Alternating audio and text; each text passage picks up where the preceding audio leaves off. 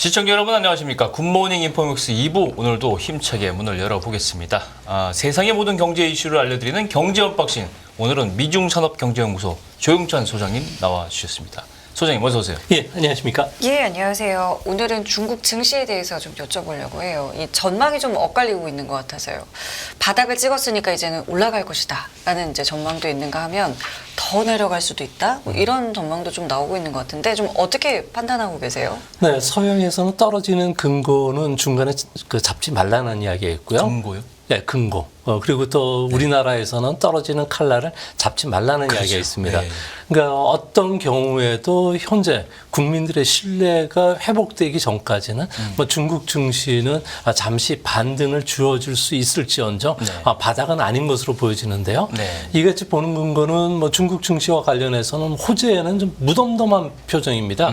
뭐 대규모 국채 발행을 통해서 매수 사업을 하겠다. 그리고 대규모 경기 부양책도 준비하고 있다는 이야기가 나오지만 네.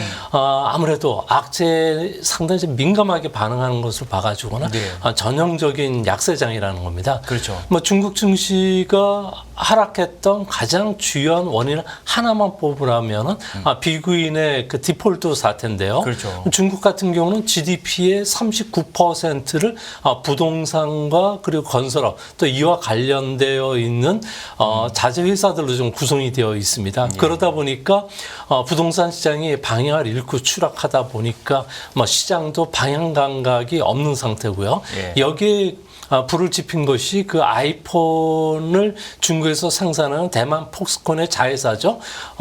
그 폭스콘의 인더스트리얼과 관련해서 월요일 날 10% 폭락을 했는데요. 네. 외국인들 같은 경우에는 폭스콘에 대한 조사를 어떻게 보는 거 아니 부정 관행이라든지 뭐 이런 게 아니라 애플이 인도로 생산 기지를 옮긴과 동시에 아무래도 중국 정부가 이를 하지 말라고 압박을 하는 것은 아닌가 그렇게 해석을 하고 있다는 겁니다. 아무래도 불확실성을 싫어하는 외국인들 입장에서는 그 10월 달에만 50억 달러 넘게 순매도를 했고요. 예. 또 8월 달 이후에는 무려 220억 달러를 순매도했기 때문에 그렇습니다. 뭐 중국인들 입장에서 봤을 경우에는 코로나 팬데믹 과정에서 갑작스러운 도시 봉쇄로 인해서 정부에 대한 신뢰가 지금 바닥에 떨어져 있는 상태인데요.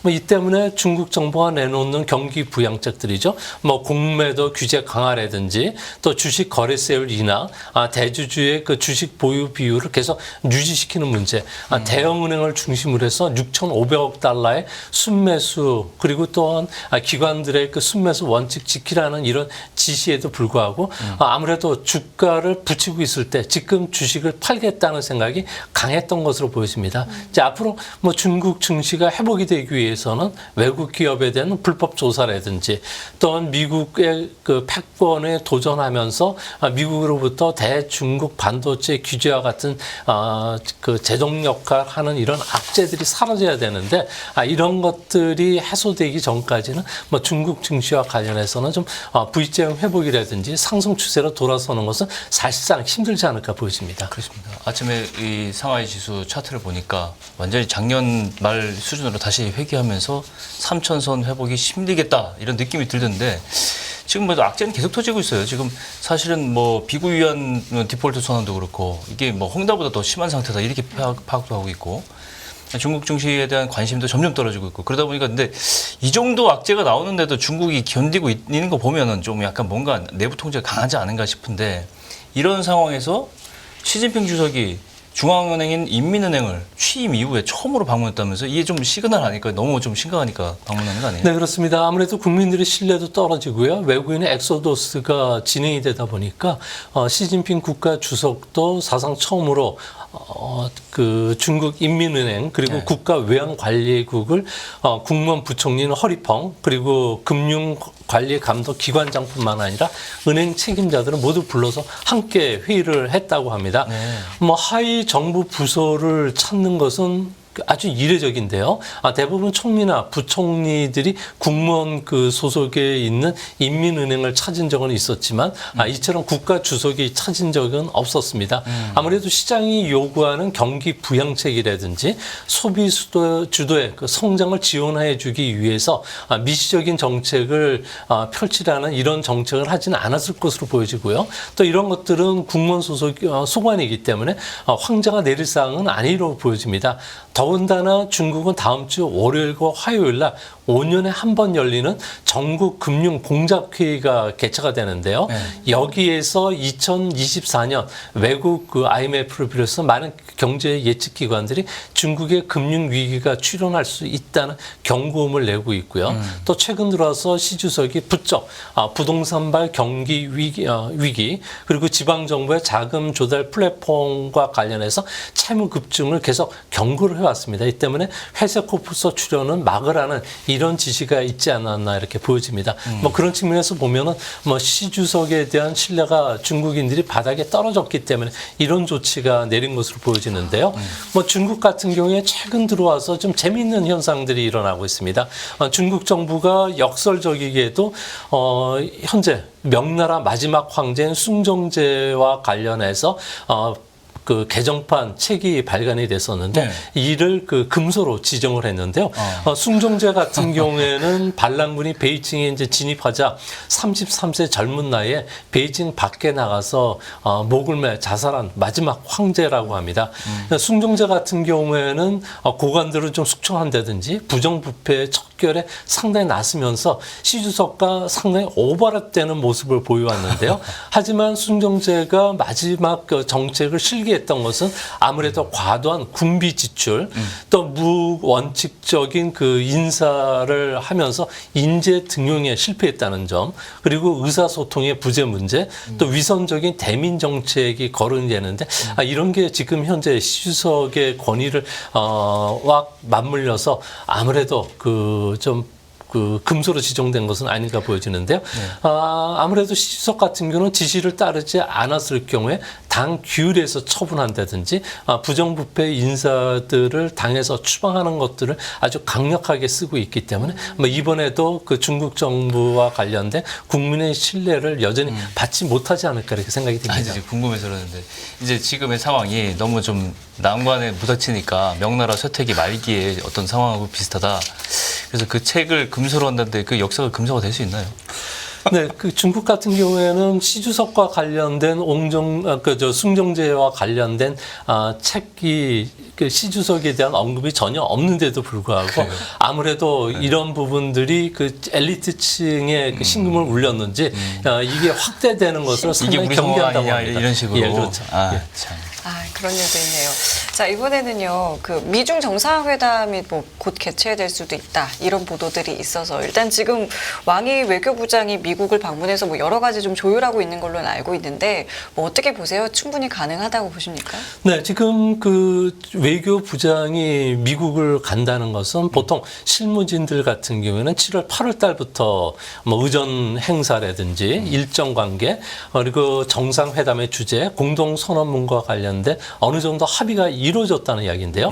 이 때문에 그 왕이가 가서 최종적으로 대화 내용까지 신경 써서 조율을 한다고 합니다. 여기에 가장 중요한 점은 미국이 좀 놀랬다고 하는데요.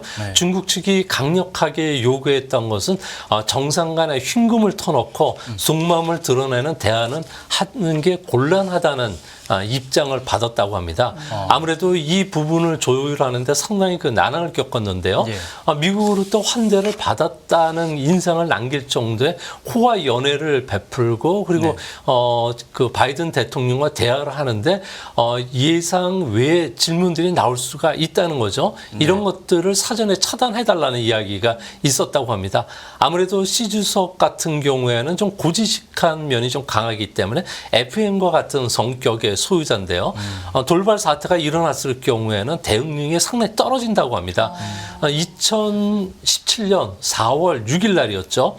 마라라고에서 트럼프와 시진핑 간의 그 회담이 있었는데요. 만선석상에서 트럼프가 화학무기 공격 원점인 시리아의 그 공군기지를 59발의 토마호크 미사일로 공격했다고 조금 전에 내가 사인했다고 이야기를 했거든요. 상당히 놀래가지고 얼굴이 붉어지면서 어쩔 줄을 몰랐던 게 화면에 그대로 잡혔다는 거죠. 그래서 이번에도 노련한 정치 외교가 출신인 바이든 같은 경우에도 네. 윤 대통령에게 즉석에 노래 요청도 했고요. 즉석 연설, 즉흥 연설을 좀 부탁했는데 이런 그 사태가 터졌을 경우에 윤 대통령은 아주 즐겁게 대처를 하면서 미국 의원들로부터 국민들로부터 많은 호응을 이끌어냈는데 중국의 시진핑 국가주석 이런 재치라든지 순발 능력이 상당히 떨어진다고 합니다. 이렇게 됐을 경우에 고스란히 저희 중국의 인민들한테는 황제의 권위를 추락시킬 수 있기 때문에 예. 절대 이 부분은 하지 말아달라는 이야기를 했고요. 또한 그 왕위가 이런 부탁을 하면서 이례적일 정도로 지금 가장 중요한 반도체 제재 문제라든지 통상 문제, 글로벌 긴장 해소와 관련된 문제와 관련해서는 이런 방구보다는 뭐 그 어느 정도 그 중국의 입장을 뭐 미국이 들어주는 정도로만 그쳤다는 겁니다.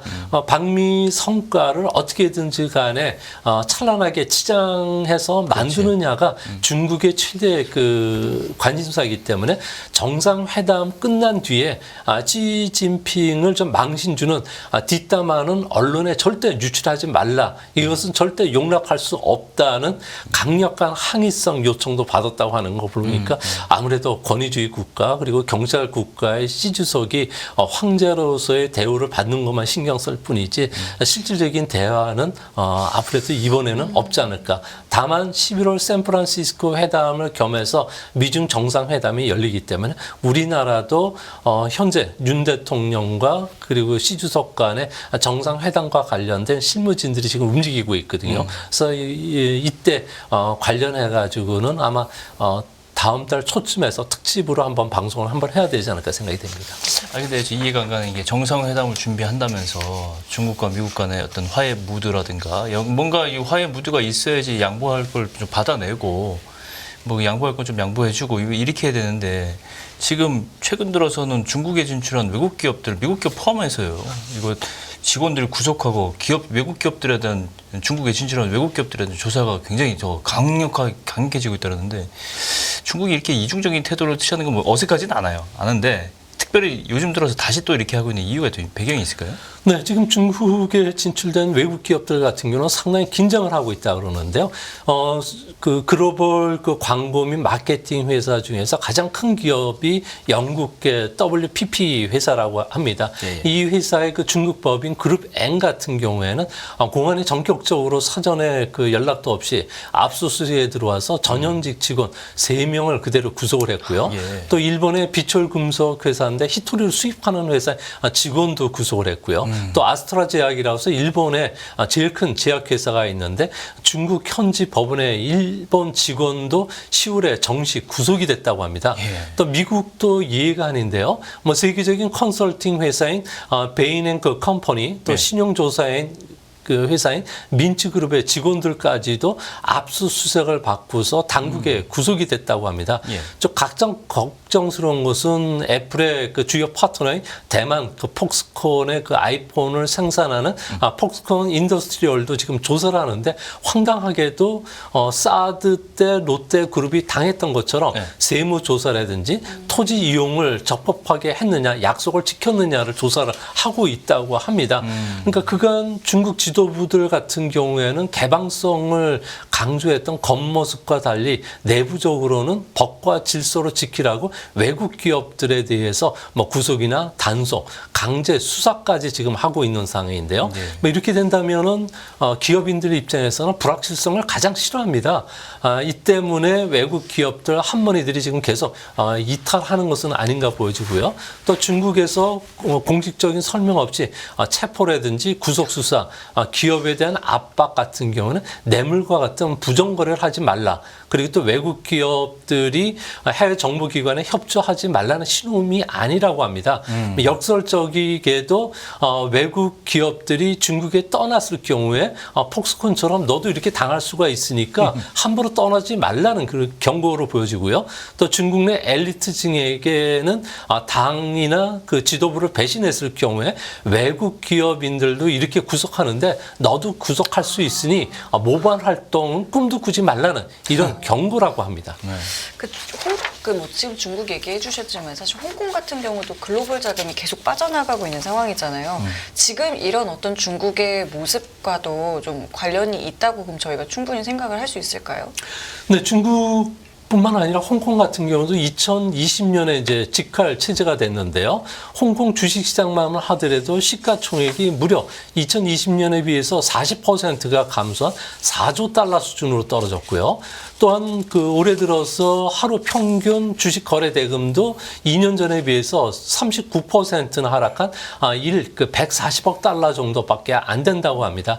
아무래도 홍콩의 기반 자체가 무너지는 것은 국가보안법이 시행이 되면서 이런 사태들이 일어났는데요. 아무래도 그 중국 정부 입장에서는 정치한 민감한 사건에 대해서는 배심원을 배제한 비공개 재판을 지금 진행하고 있고요. 예. 또 반란인을 선동한 위험 인물에 대해서는 최장 30년의 징역형뿐만 아니라 중국 뿐만 아니라 홍콩인들에 대해서도 중화민족 정신이라든지 중화교육 정신을 너무 강조를 하는 이런 교육이 시행이 되고 있다고 합니다. 이 때문에 법에 의한 지배가 아니라 권력에 의한 지배가 되면서 홍콩의 번역 기반 자체가 수그러든 것은 아닌가 보여지는데요. 홍콩의 미래가 어두워지면서 신규 상장 규모 같은 경우는 2020년에 520억 달러 정도가 됐는데 지금 올해는 이에 한 7% 정도밖에 안 되는 35억 달러 정도로 좀 쭈그러들었다고 합니다. 많이 줄었네요. 예, 홍콩 증시 같은 경우는 그간의 글로벌 그 투자가들에게 가장 매력적인 투자처가 되어 왔는데요. 그렇죠. 아무래도 중국이라는 성장한 시장에 무임성차할 수도 있었고요. 또 글로벌 투자가들에게 금융 서비스를 지원해준 금융 허브 기능을 갖고 있었기 때문에 그렇습니다. 하지만 지금 현재 홍콩을 보면은 중국과 그냥 일란 쌍둥이라는 거죠. 또 650개 도시 중에 하나일 뿐인 거고 그래요. 또 금융 허브 기능뿐만 아니라 가교 기능 역할도 수행하지 못했기 때문에 홍콩은 점점 더 암울한 미래로 좀 빠지는 그런 모습입니다. 그렇군요. 근데 나쁜 뉴스는 뭐 그렇게 많은데 일단 뭐 10월 달에 지표를 보니까 중국 수출 지표가 좀 개선이 된 걸로 나와 있어요. 어떤 시그널 의미가 좀 있을까요?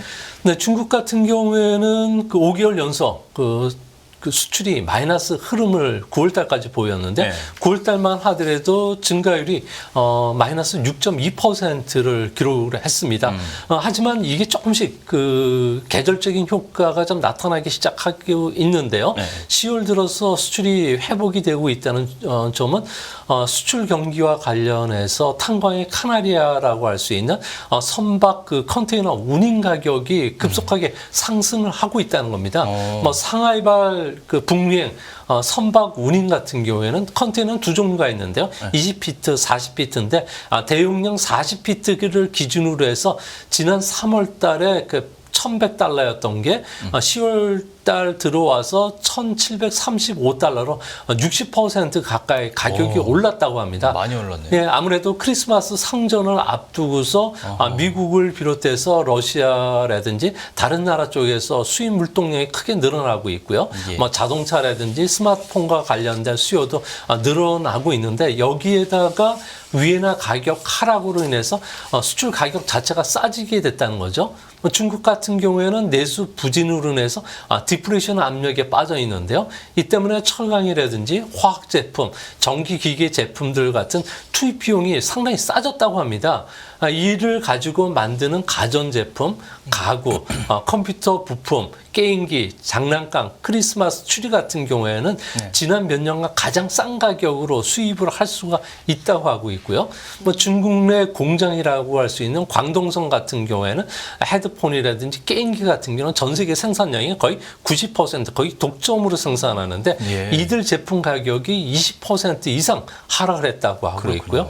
대부분의 가격들이 5에서 한 7% 정도 인하가 되고 있으면서 뭐 중국의 재고 조정도 좀 빨라지고 있고 이 때문에 중국 기업들 같은 경우에는 이익률을 유지시키기 위해서 수출을 조금 자제하는 것이 아니라 이익률을 낮추더라도 판매를 늘리고 싶어 하면서 우리나라와 관련된 중간재나 소재 수입도 최근 들어서 조금씩 늘어나고 있다는 긍정적인 이야기들이 나오고 있다고 합니다. 결국 내수가 안 좋으니까 싸게 박리담회로 외국에다 빨리 팔아버리는 게 이제 이런 효과를 갖고 온다. 뭐 그렇게 정리를 할 수 있겠네요, 그죠? 네, 그렇습니다. 그러면 우리나라가 중국에 수출하는 거에는 뭐 어떤 영향 같은 건 없을까요? 네, 중국 수출과 관련해서는 중국 수출이 증가하기 한 달 내지 한 달 보름 전에 우리나라 수출이 먼저 대중국 수출이 증가하는데요. 이는 대중국 수출의 거의 80%가 중간재나 자본재 뭐 이런 쪽으로 구성이 되고 있다고 그렇죠. 합니다. 뭐 지난 9월 달에 우리나라의 대중국 수출은 올해 들어서 최고 실적인 110억 달러를 수출했고요. 또 8월 달에도 100억 달러 정도 이상을 좀 기록을 했는데 두 달 연속 계속 증가하고 있는 그런 모습을 보여주는 것은 아무래도 중국의 이런 수출 증가가 가장 큰 원인이 되지 않았나 이렇게 보여지고요. 그런 측면에서 보면은 4분기 대중국 수출과 관련해서 그동안에 부진을 면치 못했던 반도체라든지 자동차, 석유 제품, 석유 화학 쪽도 개선된 기미가 있다는 겁니다. 아무래도 연말 그 성전을 앞두고서 중국의 대미 수출이라든지 선진국 수출이 지금 늘고 있는 상황인데요. 다만 내년도에는 EU라든지 미국 같은 경우에는 중국에서 상상하는 것과 관련된 디리스킹 움직임이 아주 본격화될 가능성이 크고요. 또 하이테크 제품이라든지 전기 자동차 그리고 배터리와 관련해서는 아무래도 수출 규제에 나설 가능성이 크기 때문에 이번에 대중국 수출은 좀 반짝이로 좀 증가 가능성이 좀 크지 않나 이렇게 보여집니다. 그 말씀 동의하는 게 지금 보면은 수출은 공산품 수출은 이렇게 막 박리담회로 뺐는데 지금 반대로 수출 규제 품목도 늘어나고 있어요, 지금. 그렇죠. 반도체나 2차 전지 소재, 재료, 원재료들. 예를 들면 7월에는 갈륨하고 게르마늄 이거 수출 통제했었잖아요. 근데 이제 흑연까지도 이제 흑연이 이게 2차 전지 핵심 원료란 말이에요. 그죠? 뭐 요소수 히토리 사태 봤는데 중국 역시 이 자원 외교 이것도 계속 활용하는 거 아닌가 싶은데요. 근데 중국 입장에서는 막대한 그 자원을 매장량을 갖고 있고요. 또 싼 가격에 생산할 수가 있기 때문에 전 세계 뭐 갈륨이나 게르마늄, 흑연 같은 경우에는 거의 90% 정도 독점을 해왔습니다. 이번에 흑연의 2차 전지 핵심 소재죠. 음극재. 그러니까 음극재라는 것은 양극재 같은 경우에는 배터리 용량과 전압을 그 좌우하는 핵심 그 부품이고요. 음극재 같은 경우에는 전기를 저장했다 방출하면서 전류를 흐르게 하는 그런 그 물질입니다. 이 때문에 이런 그 소재에 들어가는 핵심인 것이 인조 흑연이라든지 천연 흑연을 중국이 전 세계에서 가장 싼 가격에 생산을 하고 있는데요. 예. 우리나라 같은 경우에는 지난해 기준으로 2억 4,100만 달러 정도를 중국에서 수입해왔고 중국 수입 비중이 93.7%에 달한다고 합니다. 중국의 의존을 다 하고 있군요. 예, 그렇습니다. 중국이 수출을 규제하면서 외국 구매자들 같은 경우에는 이제는 수출 허가를 받기 위해서는 2달 정도 줄을 쓸 수밖에 없다는 그런 상황인데요. 저 걱정스러운 것은 중국이 뭐 게르마늄, 갈륨 이어서 흑연까지 이야기 규제를 했다는 것은 앞으로 미국과의 장군 먹문식 규제나 그리고 제재 조치가 들어가면 다른 그 원부자재에 대해서도 수출을 규제할 가능성이 크다는 거고요. 우리나라 입장에서는 1,850개 품목들 같은 경우에 중국에서 수입 의존도가 거의 그 80% 정도 차지하고 있다고 합니다.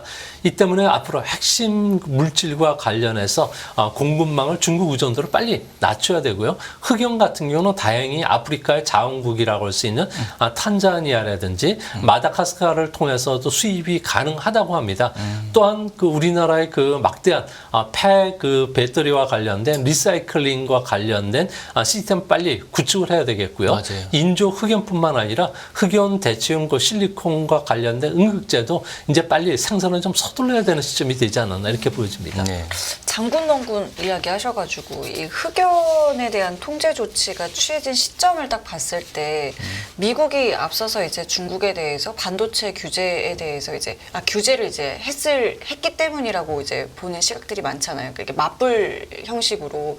그렇다면 미국은 지금 중국에 대해서 어떻게 지금 제재를 가하고 있고 이걸 왜 하고 있는지 다시 한번 좀 말씀해 주시죠. 네, 바이든 같은 경우는 2022년 10월 그 첨단 반도체와 관련된 대중국 제재를 발표하면서 세상을 깜짝 놀라게 했는데요. 네.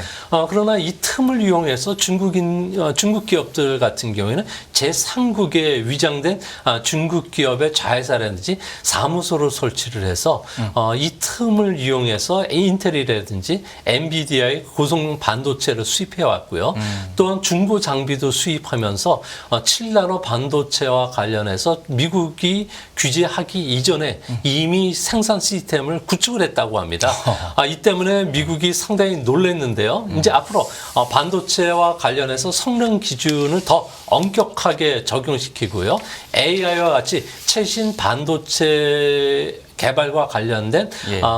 그 장비나 그리고 첨단 반도체의 접근을 아예 금지시키는 조치를 했는데요. 엔비디아 같은 경우에는 저사양의 AI 반도체 같은 경우는 수출을 허가했는데 이제 그 엣지 800칩도 이제 수출이 금지가 됐고요. 또 그 우리나라가 주로 수입하여오는 네덜란드 ASML의 그 극자외선 노광 장비 EUV 같은 경우에는 수출 규제 품목이었지만 한 단계 아래인 신자외선 DUV 노광 장비는 금수 대상이 아니었는데 이번엔 금수 대상에 포함을 시켰다는 겁니다. AI 칩 같은 경우는 드론이라든지 데이터 분석, 암호 해독 쪽에 널리 이용하기 때문에 뭐 군사 기술로 사용이 가능하다는 점이고요. 네. 이 때문에 아예 첨단 반도체와 관련해서 중국의 접근을 좀 차단시키는 쪽으로 쓰는데 아무래도 중국 같은 경우는 국민 융합 정책이어서 민간이 수입해왔던 이런 반도체라든지 그리고 AI와 관련된 이런 부분들이 전부 군사용으로 전용이 가능하다고 합니다. 이 때문에 뭐 중국의 이런 그 제재와 관련해서는 해외 반도체 설계 기업이라고 하더라도 미국의 라이센스 취득을 의무화시켰다는 점에서 이제 중국과 관련된 반도체 생산에 상당히 좀 차질이 빚어질 가능성이 있지 않나 이렇게 보여집니다. 그러니까 미국이 반도체를 진짜 차이가 너무 나는 중국에 대해서 이렇게 규제를 하고 견제를 하는 이유가 중국이 그만큼 기술력이 좋아졌기 때문 아닌가요? 이게 반도체 지금 대표적인 게 화웨이가 7나노 공정 이 반도체 만들면 이거 군사용으로도 쓰일 수 있는 정도의 성능을 가지고 있다. 물론 아직 정확하게 성능이 입증되지 않은 걸로 저도 알고 있습니다만 이것 때문에 미국이 좀 긴장해서 그런 거죠. 네, 그렇습니다. 화웨이 같은 경우에는 올해 그 8월 말에 7나노 그 회로 선폭이 워낙 가는다는데 네. 뭐 10억 분의 1까지 생산하는 기린 900S를 탑재한 그 스마트폰 메이트 60 그 프로를 발매를 했습니다. 올해는 400만 대 화웨이가 스마트폰을 판매하는데 이 중에 절반 정도는 7나노급이 탑재된 스마트폰이고요. 내년도에는 6천만 대 정도 생산하는데 대부분이 7나노 반도체를 탑재한다고 합니다. 첨단 반도체를 탑재를 하면은 스마트폰 자체에 크게 문제는 되지는 않지만 미국 안보에 큰 위협이 될 수가 있다고 보고 있는데요. 7나노 첨단 반도체와 5G가 만나면 고속 통신이 가능하기 때문에 아무래도 군사용으로 전용이 됐을 경우에는 그렇죠. 상당히 그 군사용 미사일이라든지 드론 쪽에 쓰일 수가 있다는 거고요. 그렇겠네요. AI 반도체를 무기에 탑재를 시켰을 경우에 중국 같은 경우에 미국을 직접 타격할 수 있는 ICBM이라든지 토마호크 미사일에서 이용이 가능하기 때문에 미국이 바짝 긴장하는 것은 아닌가 이렇게 보여집니다. 그렇죠. 그럼 어쨌든 지금 미국은 규제를 하고 있고 이렇게 되면은 중국은 정말 실질적으로 타격을 받기는 하는 건지 그것도 궁금한데요. 네, 지금 중국 같은 경우는 7나노 반도체를 생산했을 때만 하더라도 전문가들 같은 경우에는 한정된 그 수량의 시제품이기 때문에 너무 걱정하지 않아도 된다는 견해가 다수였는데요. 예, 예. 하지만 미국이 7나노 반도체를 화웨이에서 뜯어다가 조사를 해봤더니 구미가 설계한 것과 거의 수준이 동등하거나 비슷해요? 이것보다 우수한 점이 있었다는 게 증명이 됐다는 겁니다. 예, 예. 이 때문에 미국의 싱크탱크인 국제 문제 연구소 같은 경우에는 미국의 기술에 의존하지 않고서는 7나노 반도체를 만들 수가 없기 때문에 아무래도 불법적인 입수 경로가 있지 않았나 이 부분을 좀 심각하게 쳐다보고 있는데요. 아무래도 미국이 7나노 반도체 규제하기 이전에 중국이 이 타이밍을 알고서 미리 수입을 해왔다는 거고요. 중국 같은 경우는 첨단 반도체를 지원해주기 위해서 무려 1조 위엔, 그러니까 1,370억 달러의 반도체 보조금을 줘왔다는 거죠. 국산 반도체 설비를 구입했을 경우에 대규모 반도체를 준다든지 반도체 제조 공장을 설립했을 경우는 비용의 20%를 중국 정부가 대줬다는 겁니다. 네. 이뿐만 아니라 중고 반도체를 수입이 어느 정도 되어 있는 상태라고 하는데요. 이 때문에 미국 같은 경우에는 앞으로 좀 더 3차 대중국 반도체 규제를 할 것으로 보여지는데요. 이제 유지 보수와 관련된 부품뿐만 아니라 소모품을 조단을 아예 차단시킨다든지 중국 기업들의 우회적인 경로를 통해서 미국의 클라우딩 서비스에 접근을 하는 것도 이제는 철저히 통제를 할 가능성이 있지 않나 이렇게 보여집니다. 맞습니다. 이게 칩 하나만 만든다고 되는 게 아니라 이거 설비도 해야 되고 메인터넌스도 해야 되고 뭐 주변에 있는 것들을 다 중국이 다 자체 조달을 못할 거 아니에요, 그죠? 이렇게 압박이 계속되면 이제 중국 반도체 산업은 앞으로 좀 미래가 좀 어둡다 이렇게 봐도 되는 겁니까? 아니면 이것도 극복할 수 있다고 보세요? 근데 중국 같은 경우는 워낙 그 우회 경로를 통해서 편법을 이용한 기술 굴기를 계속 진행을 해왔고요.